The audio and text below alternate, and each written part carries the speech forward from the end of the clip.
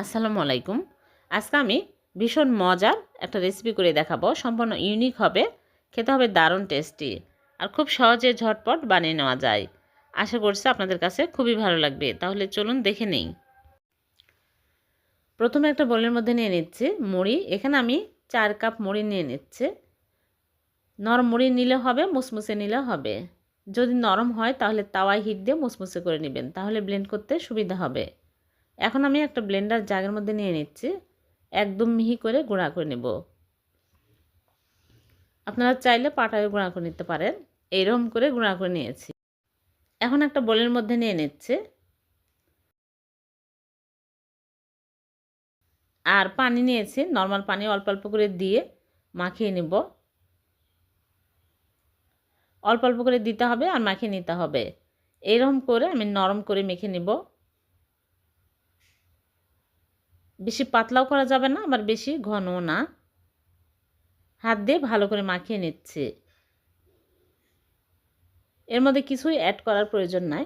ভালো করে মাখানো হয়ে গেলে আমি তেলে ভেজে নেব। আগে থেকেই চুলায় প্যান বসিয়ে পরিমাণ মতো তেল দিয়েছি। তেল গরম হয়ে গেলে এইরকম করে দিয়ে দিচ্ছি। এবড়ো থেবড়ো করে দিতে হবে, তাহলে এগুলো মুসমুসে হবে। দিয়ে উল্টে পাল্টে ভেজে নিব। বেশি তেলের প্রয়োজন নাই, সামান্য তেল দিয়ে কিন্তু ভাজা হয়ে যায়। এরকম কালার হলে তুলে নিতে হবে। মুসমুসে হয়েছে।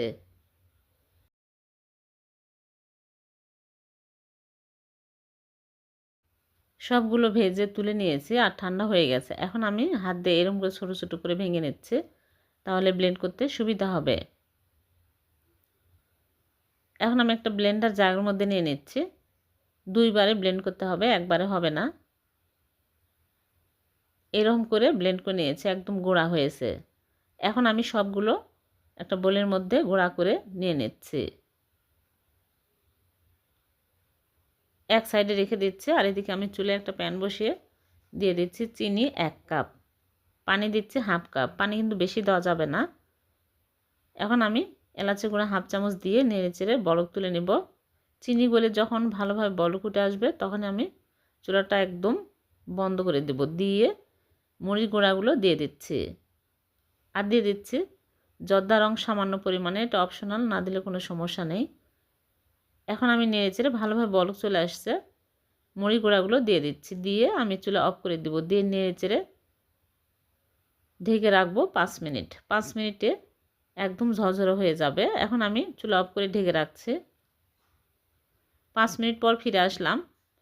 দেখুন ঝরঝরে হয়ে গেছে। এখন আমি এর মধ্যে দিয়ে দিচ্ছি বাদাম কুচি, কাঠবাদাম, কাজু বাদাম কুচি করে নিয়েছি। দিয়ে ভালো করে নেড়ে চেড়ে নেব। নেড়ে চেড়ে চুলা থেকে নামিয়ে নিচ্ছে। নিয়ে হালকা গরম থাকতে আমি এরকম করে অল্প অল্প করে নিয়ে লাড্ডুর শেপ দিয়ে নিচ্ছে। হয়ে গেল একটা। এরকম করে সবগুলো বানিয়ে নিব।